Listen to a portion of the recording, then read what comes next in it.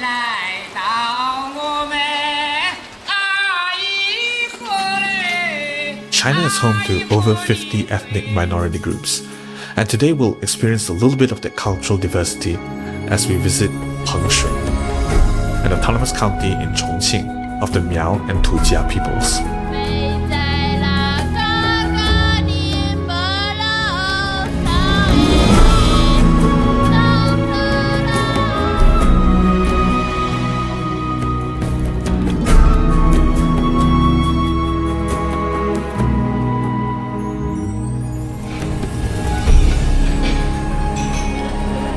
Not too much that looks good in the spread, so more noodles, which is quite good today actually.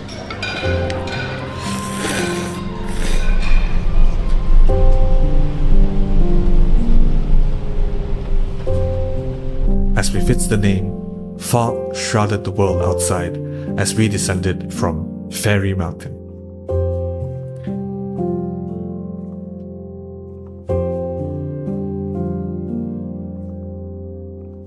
After a great time in Wulong, we were now headed east, towards the county of Pengshui.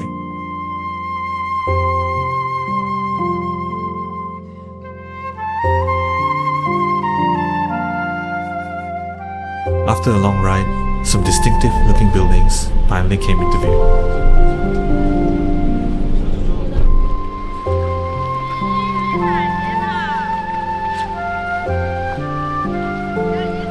Okay, so unfortunately we did not manage to outrun the rain, but look at this. This is quite incredible.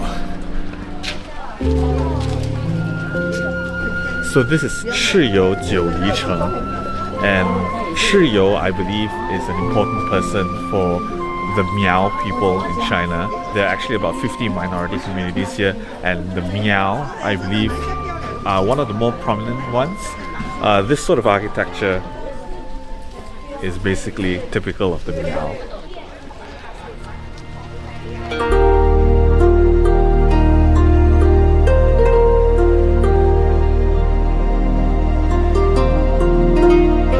In the rain, we stood before the gates of Chiyou Jiuli City, a sprawling complex of Miao architecture cut into the picturesque rocks of the nearby hills.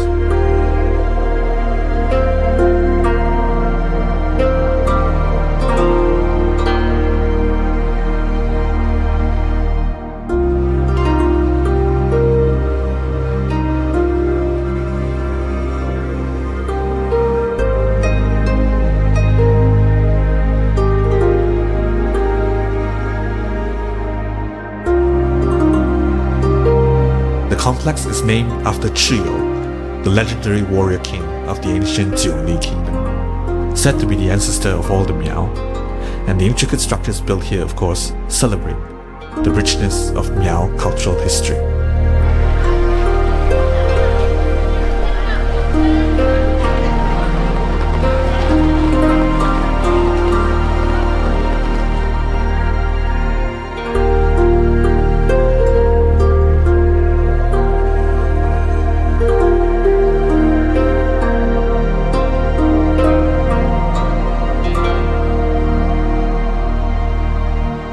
We didn't know it at the time, but this is actually a pretty new attraction, much of it probably recently built. And yet, the place did exude an unspeakable feeling of long tradition. Hewn into the very landscape, it felt steeped in time.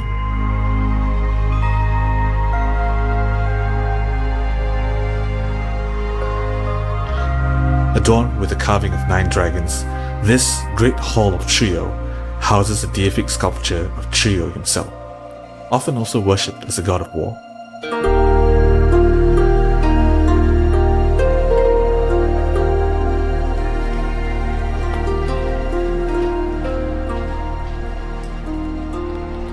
At a large courtyard called the Cultural Square, we came face to face with an imposing structure.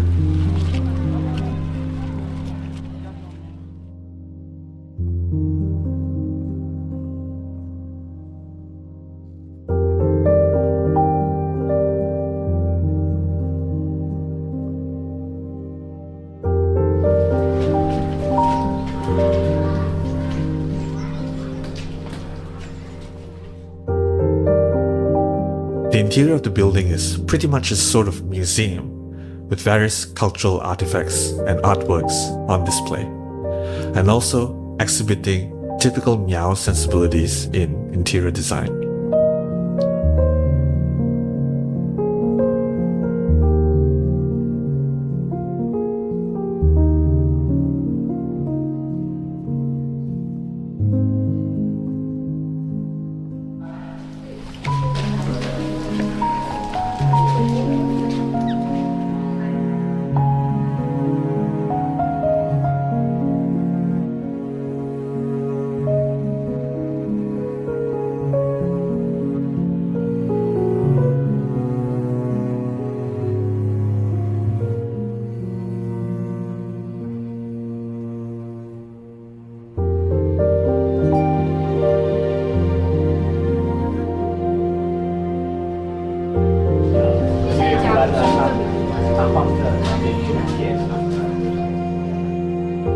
Up some stairs nearby is the Temple of Panhu, another mythical ancestral figure of the local Miao.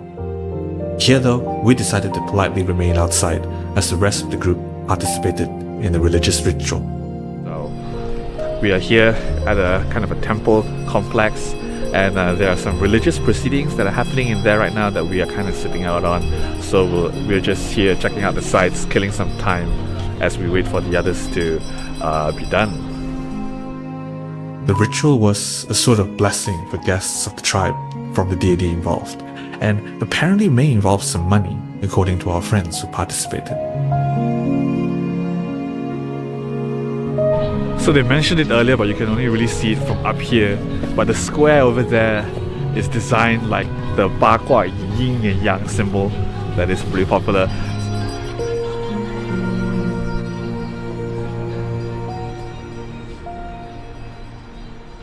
Okay, so that actually concludes the guided portion of the tour, and we get to just, freely hang about until about 12:30, check out the sights.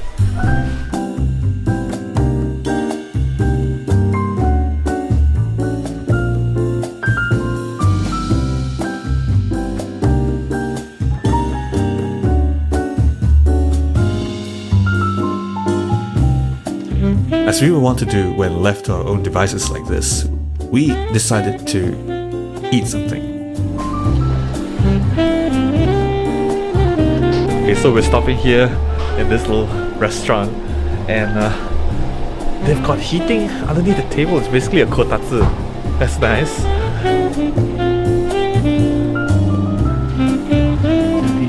Jelly. Oh, itu sukara jelly.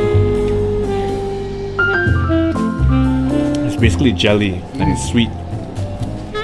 There's even ice in here.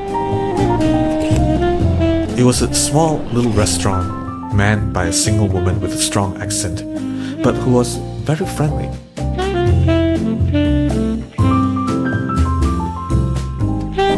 So this is Chongqing xiaomian, and the noodle has a very nice chewy texture to it.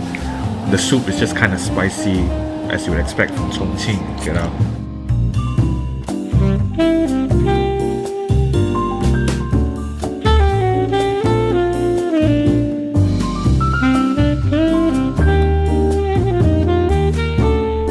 Man, I would love to get all the way up there, but unfortunately I don't think today is the day for it. Look at that. So apparently getting in here and presumably up there is an additional 20 yuan, so paid entrance. Okay, so lunch is next, and we apparently have a pretty special lunch lineup for us today.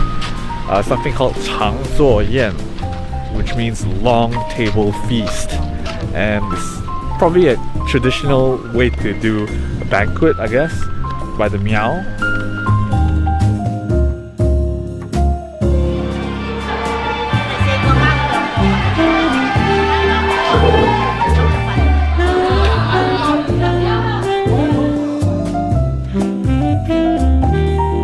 The food was good, but not particularly unusual. Midway through the meal though, we were in for a rather unusual experience indeed.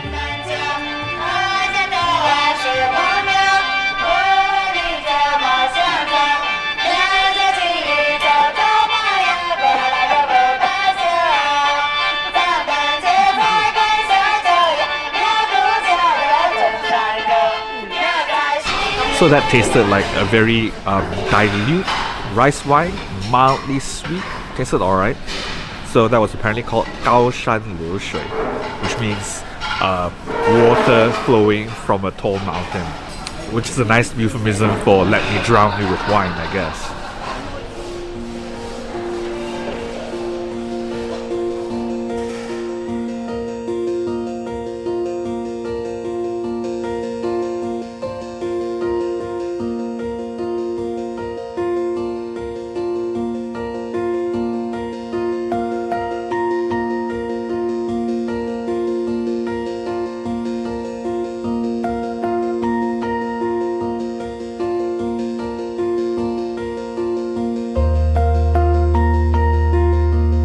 Okay, so this is Ayi River, I think. Some sort of a scenic area.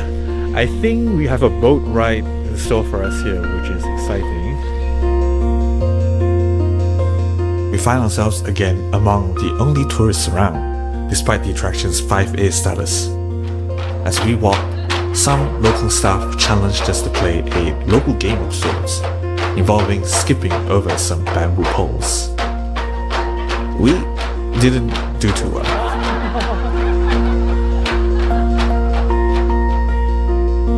Okay, next up I think we'll be taking a really long elevator again. This one is called Qinglong Tianti Green Dragon Heaven Elevator, something like that.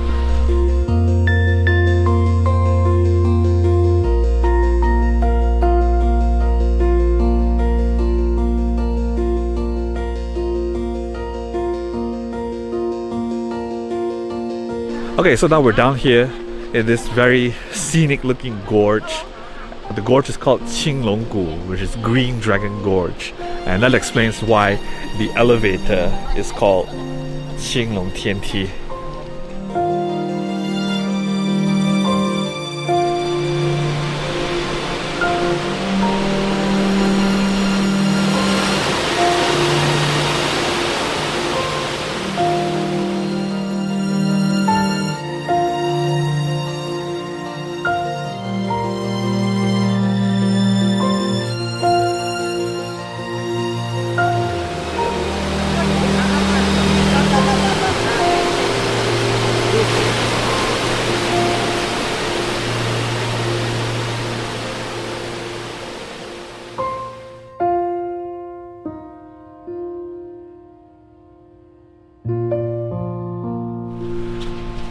Dude, look at this place.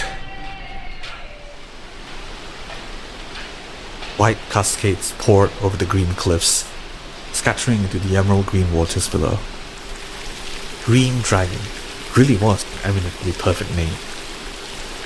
As we walked, a boatman strolled along.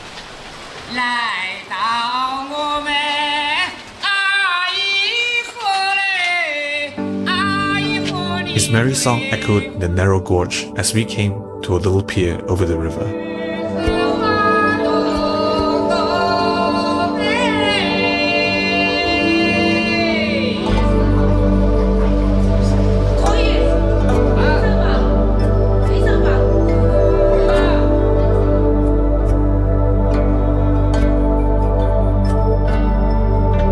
So next is a ride on a bamboo raft.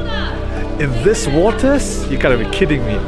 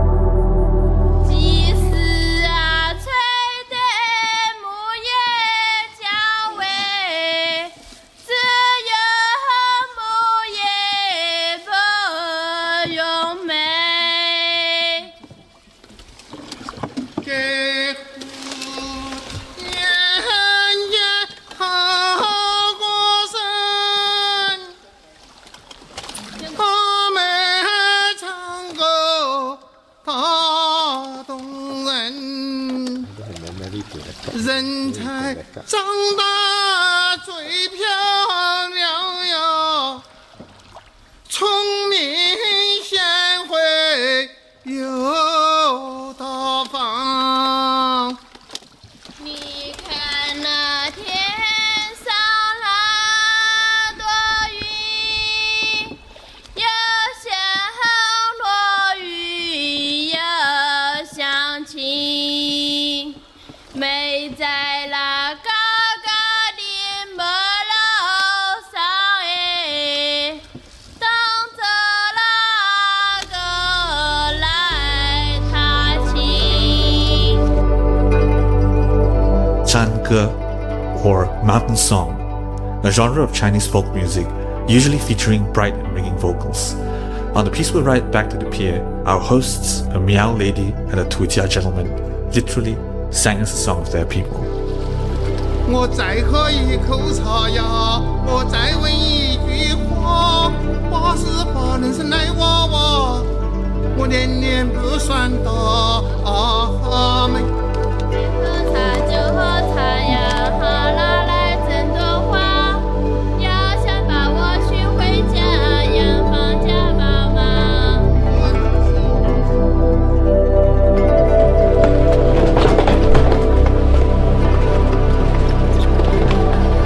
Yo, that was awesome. Like, tourism aside, I just really like how quiet, how peaceful the gorge is. Beautiful place, really.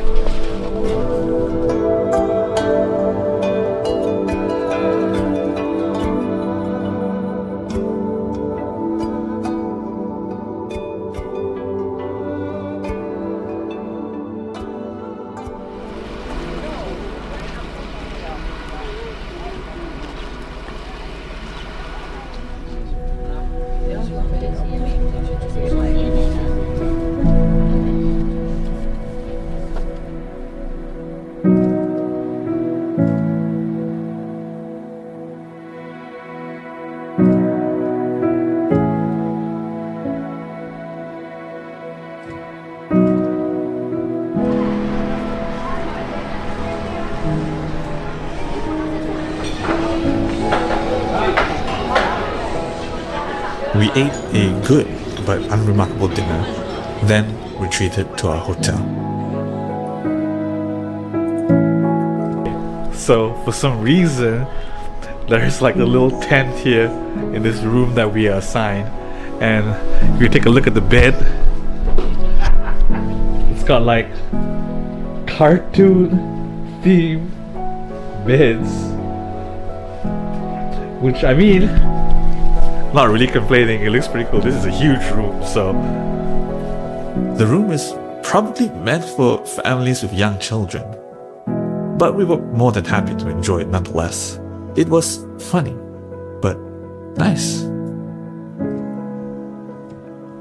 Meanwhile, outside were the glittering lights of the town, straddling the Wujiang River, probably the most urban place we've stayed at since our first night near the airport.